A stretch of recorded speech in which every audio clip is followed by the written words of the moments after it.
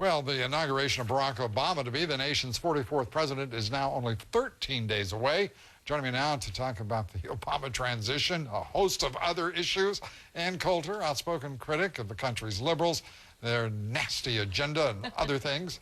Her new book is Guilty: Liberal Victims and Their Assault on America. Great to have you back with us, Ann. Great to be here, Lou. Well, I got to start. I don't normally do this, but I got to start with all of the dust up about the Today Show banning you. Matt Drudge said they were being horrible to you, and then you appeared today magically. The power of Matt Drudge. Thank you, Matt Drudge. There you go. And I suppose you got to thank Matt Lauer too. Absolutely. I love him. So it is all love and kisses now. Oh, it was fabulous. So they've embraced your conservatism.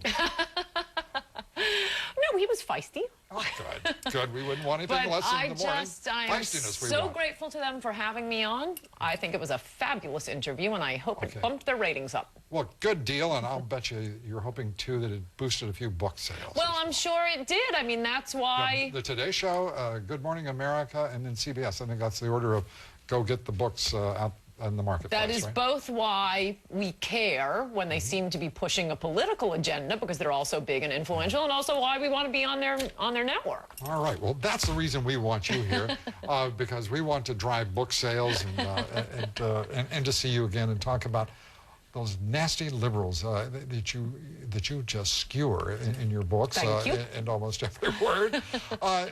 But I've got to ask you, this liberal bias in the media, I've never noticed such a thing. What makes you think there's such a thing? Well, I have about 200 pages in this book, maybe more, covering just that. And I must say, this last campaign, the 2008 campaign, was a beautiful template. I was not planning on writing as much about the media or politics, but since I was writing the book as the campaign was going on, you know, I'd be walking through the kitchen, you keep hearing about the Republican attack machine. I wish we had a Republican attack machine. Well, the Republicans, I mean, the Republicans, do you feel like you are sort of in a way... the only man in the party?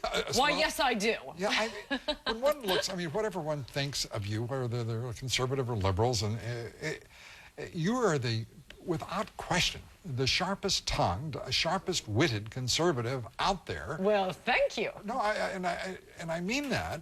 One has to certainly admire the energy and the effort you bring to your cause. Thank you. And as you look at this administration and conservatives across the board in this country, principally, you wonder, what the hell are you, what are you doing wasting our time? They're unengaging, they're uninspiring, and they sort of sit there and sort of take it. Right. So right, I'm tempted to tell you what I was thinking of calling this book, but I don't think we can say it on air, about the Republicans. One beautiful example... Now you have everyone's imagination raging. It's a funny title. One beautiful example of this, and illustrating the theme of the book, is in the last chapter. At the Republican National Convention, Sarah Palin gets up to give the most important political speech in a decade, where she's being introduced to the nation. Two Obama fundraisers stand up and start screaming at her and storming the stage. Now, point one, how many newspapers reported that story? That's right, 2 local newspapers. Is that right? No place else. Do you think it would have made news if a major McCain fundraiser had stood up during Obama's speech at the convention, started screaming and storming the stage? Moreover, the stunning thing about the story is, if you could get the video and you could only see it online, you see all these Republican men standing there right next to these screaming banshees doing nothing.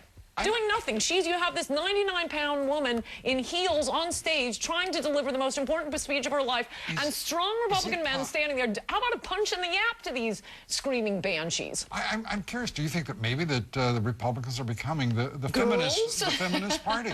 Because you, Governor Palin, prominent, with more energy, more, let's put it this way, verve, than any of the candidates running for president, nor any of the political strategists behind them.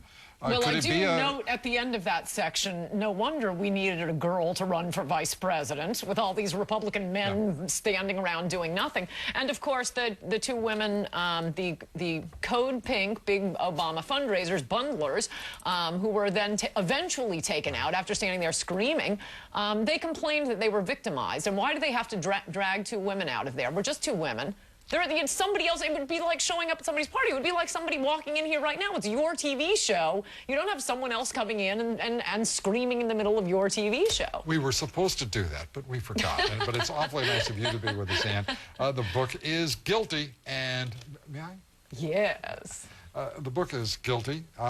Liberal Victims, Their Assault on America is the subtitle. I like that. We are becoming a culture of victims, though. I think both left and right. I know you don't agree with half of that. Right. But it's delightful of you to be here as always. Ann, thank you so much. Ann Coulter. Thank you. Guilty, another bestseller. Oh, you just got people screaming. You set people off. It's amazing. Still ahead.